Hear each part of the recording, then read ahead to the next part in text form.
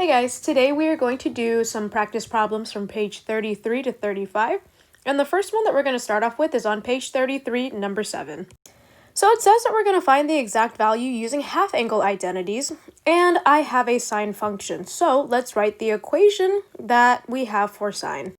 Now if you notice, I only have a half-angle identity for sine squared, but number 7 is just a sine. So what I'm going to do is I'm going to take the square root of my identity.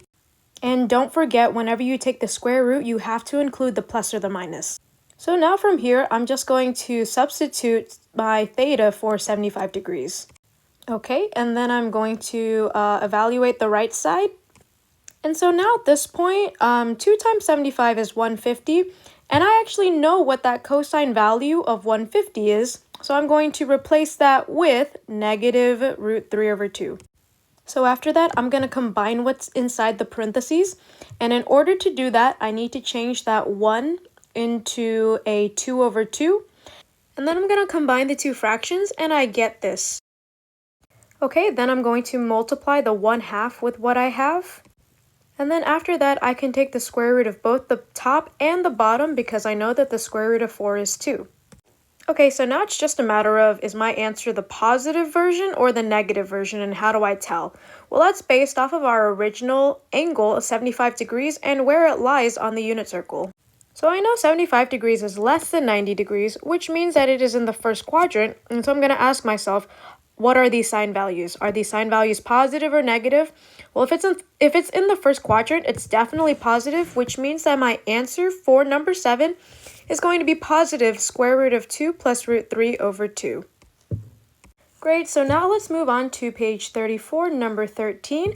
I'm going to use the product to sum identity, and I'm going to rewrite this.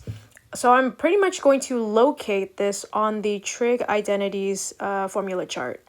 So here's what I'm going to do. I'm going to label my alpha as 21 degrees and my beta as 34 degrees because it's in that exact same location, right?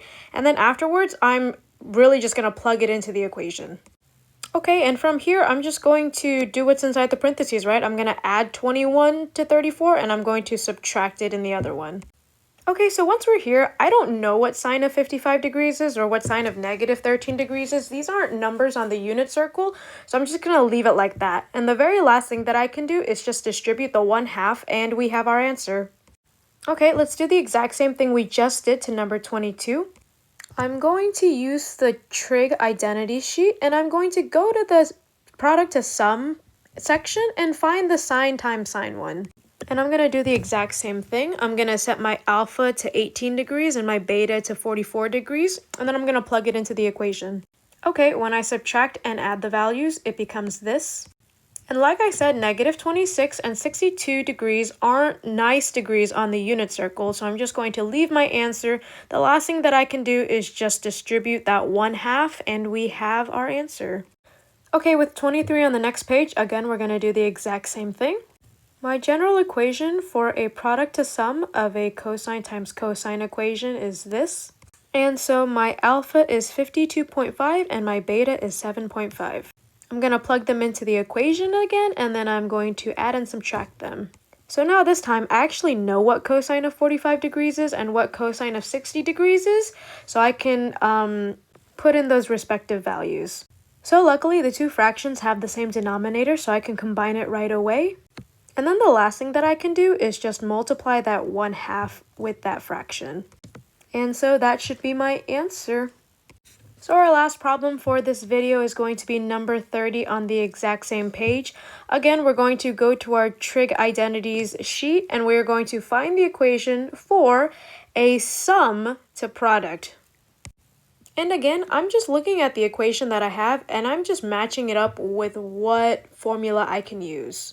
Now, since this is our first sum to product one, of course the formula is going to look a little bit different, but we're still going to do the same stuff, right?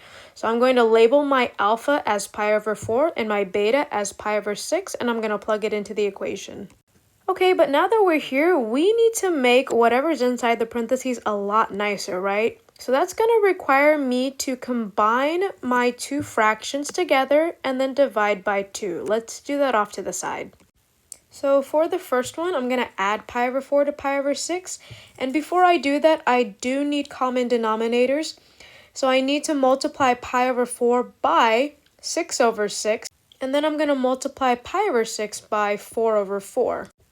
When I multiply these out, I then get that they have the same common denominator of 24, and then I can combine my fractions. Once I'm here, now I can simplify, so it becomes a 5 pi over 12. And so now I can put this back into that parentheses, right? But remember, this is all over 2 still. And I still have to do the other one.